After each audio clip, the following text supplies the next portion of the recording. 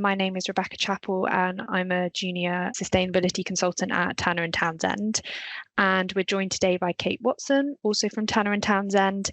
And this is a Retrofit information support and expertise event, which is fully funded by the Department of Energy Security and Net Zero, delivered by Tanner and Townsend. Thanks, Rebecca, and welcome everybody. So we'll have a look at PAS 2035. So that's the British standard for retrofitting dwellings.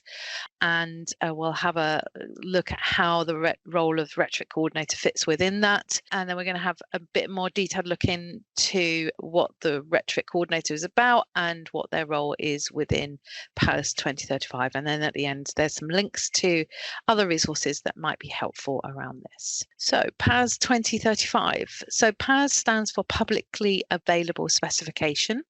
And the numbers are given out sequentially within a sort of structured area to provide advice on that particular area. In terms of the PAS that you would be interested in for retrofit, there are sort of 2 or 3 that you would be interested in. The ones that we're going to focus on today is around PAS 2035. This is the process for delivering a retrofit project, and it details the role of the retrofit coordinator. It details the role of a number of other professionals within that process, but obviously we're focusing on the role of the retrofit coordinator today. PAS 2030 is the certification required by the suppliers to install the products on the properties. So they would need the correct certification for every different measure that they may want to install on a property. Please note also that any of the micro renewables, low carbon heating is not covered by PAS 2030. That would be covered by the MCS accreditation system.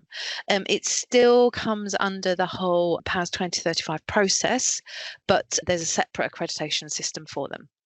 And then just to note that PAS 2031 is the process for obtaining certification for PAS 2030. The purpose of PAS 2035, so it's a guide to a holistic approach that considers the building as a system of elements, interfaces and occupants that interact, and not as a set of elements that are independent of each other. And I'll just talk about that slightly before we move on. There have been a lot of single measure projects in the retrofit or energy efficiency sphere for quite a few years. And that has been really helpful, particularly for things like loft insulation.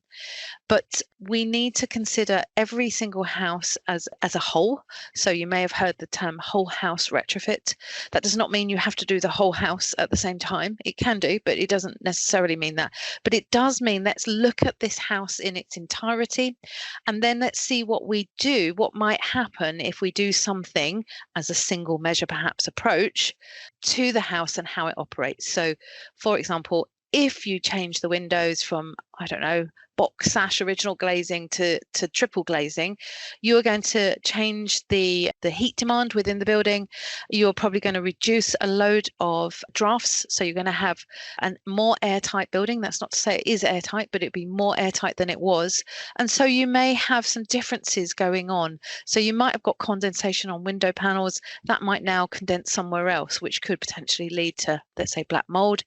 It might be that you've got a ventilation system that now needs to be upgraded because it isn't up to scratch.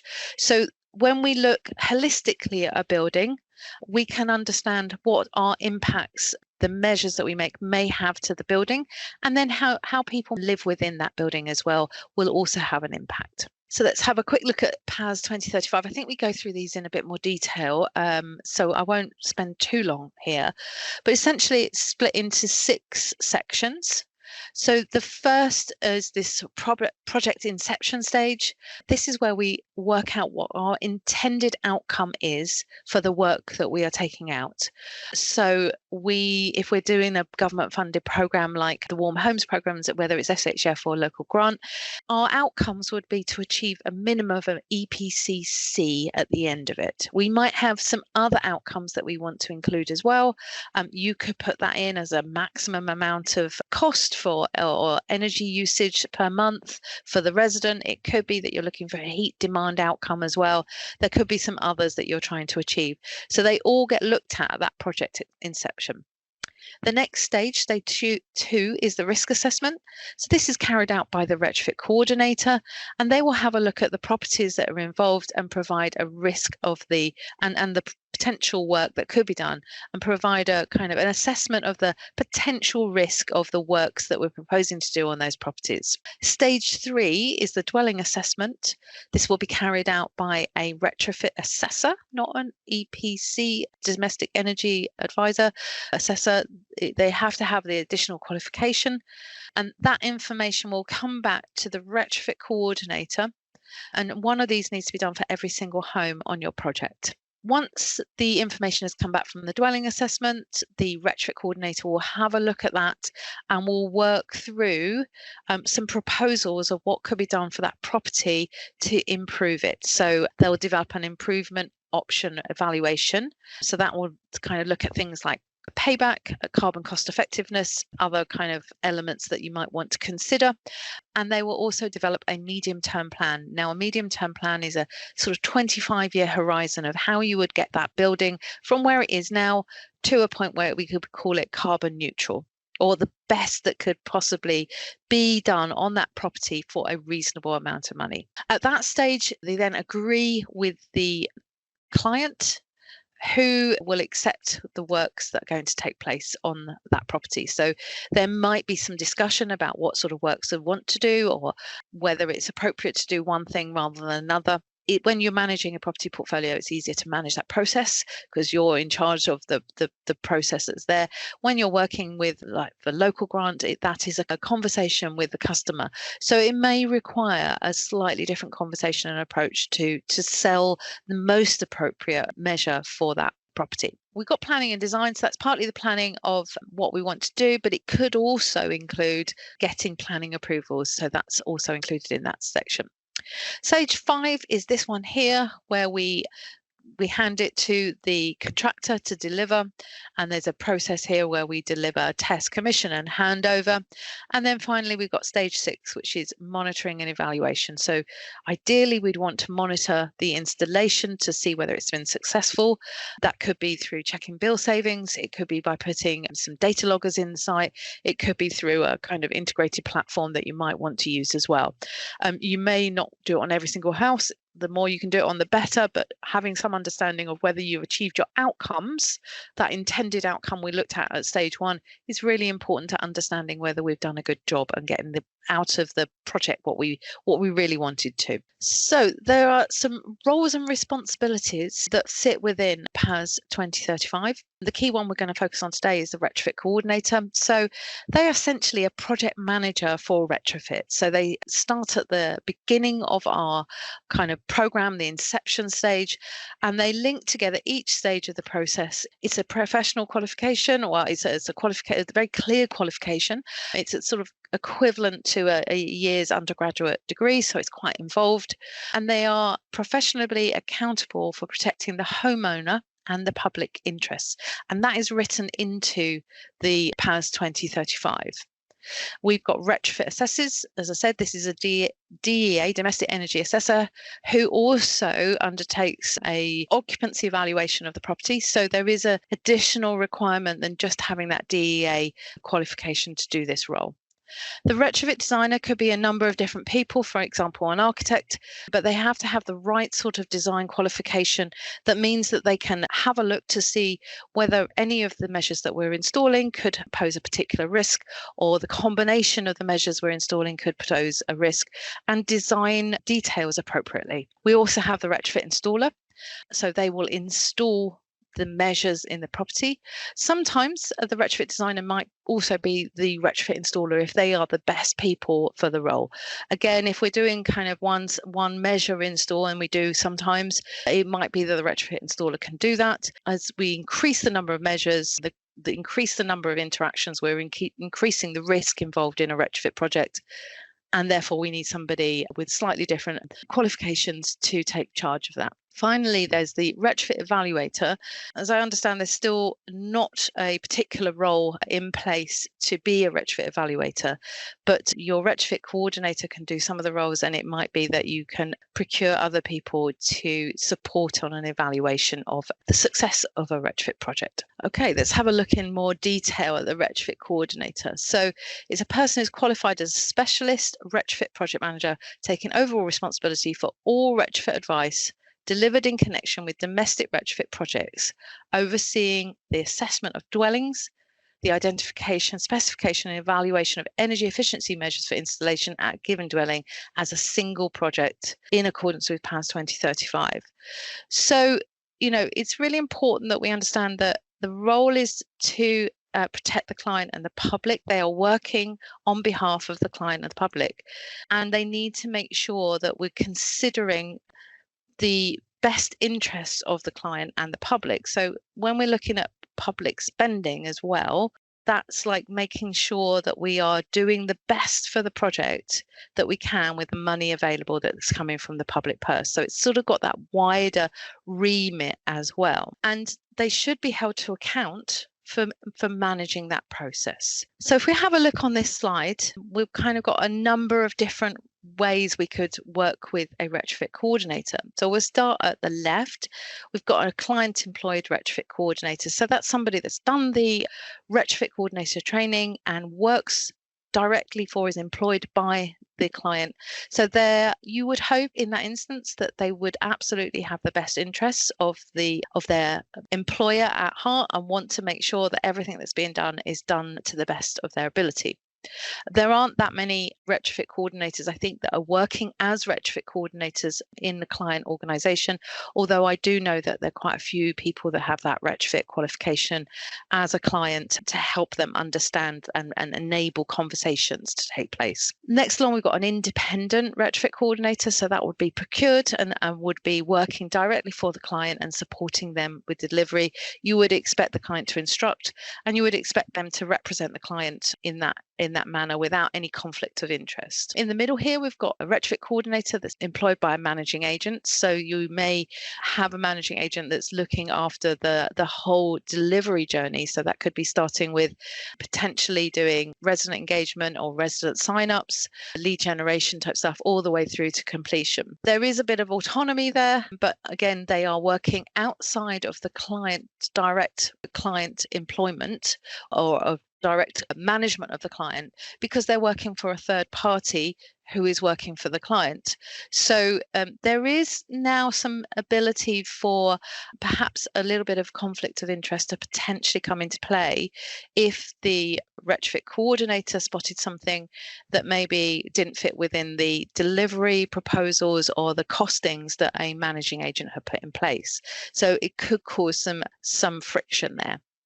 Next, we've got employed directly by an installer, and here we might increase our conflict of interest because particularly if it's a multi kind of measure installer, the retrofit coordinator might suggest installing particular measures that perhaps have either a greater profit margin or potentially easier to install, less likely to cause issues, and they may not be the best option to take for that client and that property. So potentially there's another conflict of interest that comes in. And then finally, we've got a retrofit coordinator that says, I don't need to go to site. I don't need to look at any retrofit assessments. I can just sign it off for you. That's actually not compliant. So if you are having a retrofit coordinator that's doing that, you are not compliant with the PAS. So I would back away from that contract and find another compliant contract.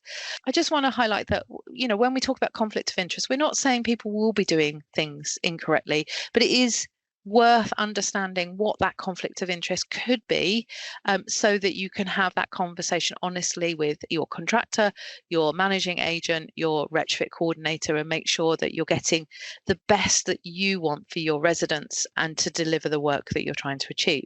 And then on this slide, we can have a look at kind of potential coordinator costs. And there could be some correlation between the kind of level of conflict of interest and the type of service that it's set in and how it's priced. Not necessarily, but there could be. So in terms of those sign-off services that are non-compliant, we shouldn't really go there, but they are offering a much cheaper service than other people. And the reason it's so cheap is because they're not really doing the work that they need to. It's possible that a coordinator that works for an installer, the costs may appear cheaper. It could be that they are, again, some of those costs might be wrapped up perhaps in the measures costs. It might be some sort of loss leader, or they may not be doing the same level of detailed work that perhaps an independent consultant might do. An assessor coordinator potentially can be a really good cost saving, because if they are a retrofit assessor and coordinator, they can do one site visit and see and evaluate for the best approach for that property.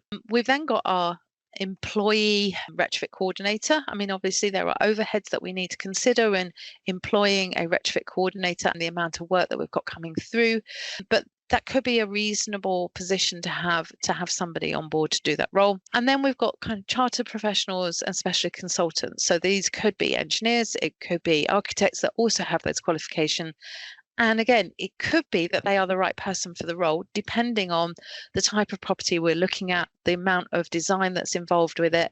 So, there isn't necessarily a one-size-fits-all and a best approach. It needs to be considered within the context of the type of work that you're doing, the scale of the work you're doing, and how you're looking to procure your contractors. Okay, so this is going back into having a look a bit more detail about what's needed at those different stages. So here we look at those intended outcomes. We've had a look at whether that be EPC C or another kind of intended outcome. So you could also include things like the maximum spend that we were willing to do on this property to make it viable. You may have more than one set of outcomes. So you might want to have a hierarchy of outcomes. So you might have to think about, well, we need to hit EPC C because that's what the government wants us to do. But our next outcome might be, well, we've got that maximum cost, so we would only do it at maximum cost, and what does that mean for our properties? So there are different ways you can have a look at this. In terms of thinking about it sort of project-wide, you might want to think about the types of archetypes you have in your project. If you're a local authority listening to this, you might think, I've got no archetypes. There's all manner of different archetypes. They are, and that doesn't make it helpful. But if you manage a property portfolio, you will know that there are specific archetypes in your portfolio, and you might want to think about how you can bring them all together, which might save on things like design costs or assessment type, not assessment type, but kind of reviewing the archetypes for a solution before going out and getting that specialist design information. So the risk assessment stage, this has changed previously. So we are now working to PAS 2035-2023 version. That came into effect in April this year, so it's just really come into effect, and it superseded PAS 2035-2019, I think. Under that former approach, there were 3 risk pathways. As we move forward, there are not going to be 3 risk pathways. There is a single risk pathway, which is very similar to risk pathway B under the former PAS 2035. So what do we need to do? We need to make sure that there's a basic assessment of the building that we can develop a risk model against, and then we can have a look at some high-level modelling around RDSAP, SAP, or PHPP, PHPP being Passive House Planning Package. The risk assessment, as I said, was this previously. Pathway A, basic building assessment. Pathway B was as above, but with additional data requirements. And pathway C required further information, so air tightness testing, other testing is appropriate, etc. Might also include a traditional building assessment or a tall building assessment as well. As we move forward, as I said, there's only one pathway. The air tightness testing is not a requirement, but it might be something that you need to do depending on the property, and your retrofit coordinator should be able to advise you whether it is needed. It can be really useful to do some air tightness testing, particularly if you're thinking about installing some heat pumps into a property and you want to make sure that the property is going to feel warm for your residents. You could have a look to see how airtight it is, which will help with feelings of warmth in a property. Here we go. When we look at the retrofit design stage, the retrofit coordinator will have a look at something like this matrix, this interaction matrix. It might not look like this in the format that they look at it. There are a number of tools on the market and it probably doesn't look like any like this anymore.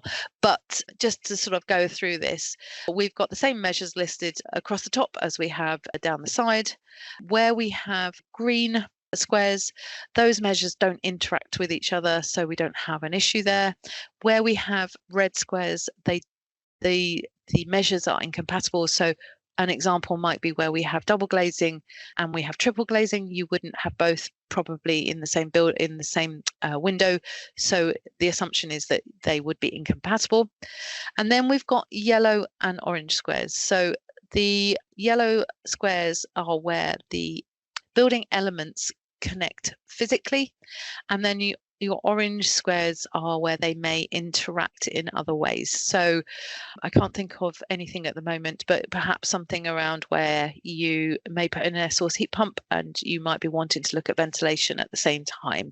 So they don't actually connect physically, but they may impact how one performs or the other performs if it's not considered at the same time. Where they connect physically is where we perhaps might want to do external wall insulation and change windows at the same time. We'd be looking at how do we get a really good finish around the windows, because that's where all the risk is around the joints with other things. It would also include how we finish the EWI at the roof level, where there are penetrations through the wall for other services, how it finishes down at the ground floor level. All of those things would need to be considered around the EWI and how they interact with other services. So yeah, the wall insulation is quite often one of the trickiest ones to do. Okay, we've talked a little bit about dwelling assessments. The dwelling assessment should be commissioned by your retrofit coordinator, so you shouldn't really be getting assessments and then handing them to the retrofit coordinator. The mandatory requirements will be determined by the risk pathway. So in this slide, we've got a significant assessment. So that's for traditional or protected buildings, and that will need to be done if it is indicated as such. It's more involved than an EPC, so it does need to be carried out by somebody that has that retrofit assessor qualification.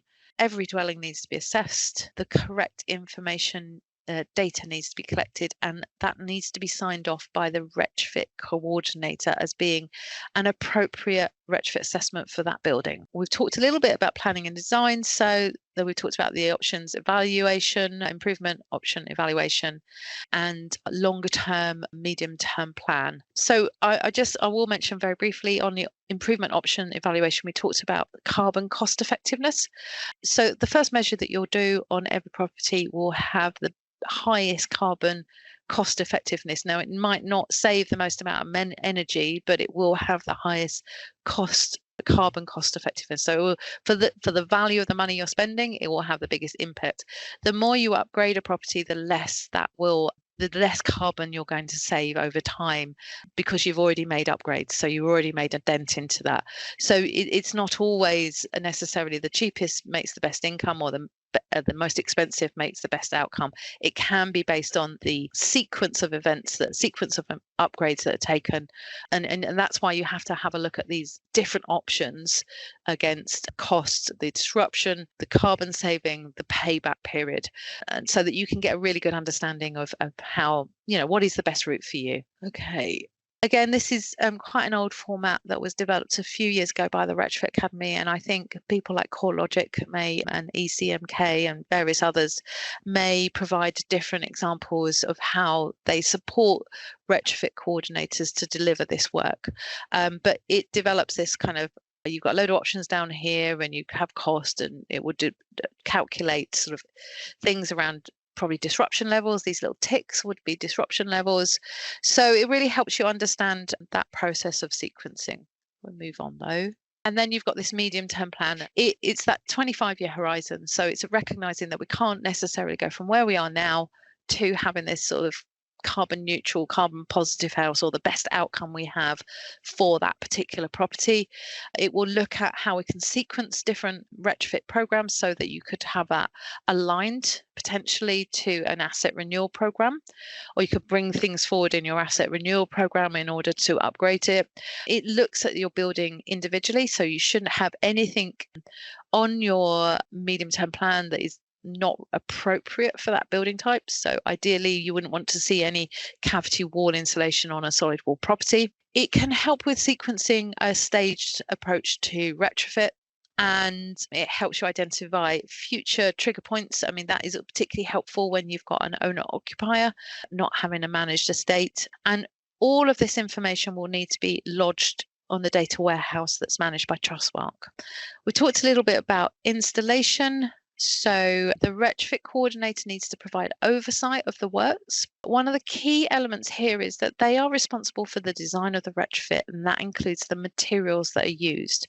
So they need to have some oversight of any changes that may be made or the contractor may want to make to the design of that retrofit. As an extreme, the Grenfell Tower is an example where it went wrong. So certain products were specified, decisions were made to use different products that didn't have the right fire rating, and we had the awful outcome that we had. But similarly, there are sometimes a reason why a product is specified. And if the contractor just changes it without having an understanding of what the impact will be, we don't know that we'll get the performance that was planned at the design stage. So it is really important that they do that role. And that is one of the reasons they need to be involved right at the beginning, and also visit site to have a check to see what's been going on. So they should be involved with commissioning the work. They need to have a look at certificates for commissioning the work and make sure that everything that has been installed, that's on that list of things that's going to be installed, has actually been installed on site. And they should be involved at handovers. And the retrofit coordinator ensures that the works have been installed to comply with the PAS. Now, the PAS references a lot of British standards, and they are the building requirements that need to be completed under each of the measures that are installed. Finally, we get to the monitoring stage. So monitoring comes in twofold. Ideally, you are going to have a kind of evaluation period where you ask the resident to provide some feedback on the process and the outcome. But you also might want to do some more in-depth monitoring to see how well it's performed. Depending on the kind of risk that's involved with the approach that's been taken, you might ask your retrofit coordinator to set out a monitoring process for you at the commencement of your project. Please don't lose this till the end of the project, because it comes as a bit of a shock to the retrofit coordinator that you suddenly want them to do a monitoring process. But it should be set up aligned to the risk of the work that you're doing. So if you have a risky kind of archetype and you're doing risky measures on it, then you might want to set in place a 6-month, 1 year, 18-month monitoring process to see whether any of those potential risks have occurred, and just to keep a watchful eye that the work that's been done has not caused other unintended consequences. So it's really important that we consider this particularly as we sort of do the more risky types of measures. I would say that doing monitoring and evaluation is really helpful internally for your business. It will tell you whether you've spent your money wisely and are getting the outcomes that you want. It will help you identify if there are measures that have been installed that are not working properly, or perhaps there's user interface errors. And I use that term because sometimes people don't know how to use their measures, and maybe the handover isn't done particularly well. So there are opportunities for learning out of that. It could be also that sometimes things don't get installed correctly. So, you then would want to have a look to understand what's gone wrong and try and rectify it. Thank you very much for attending today. I hope you found it useful.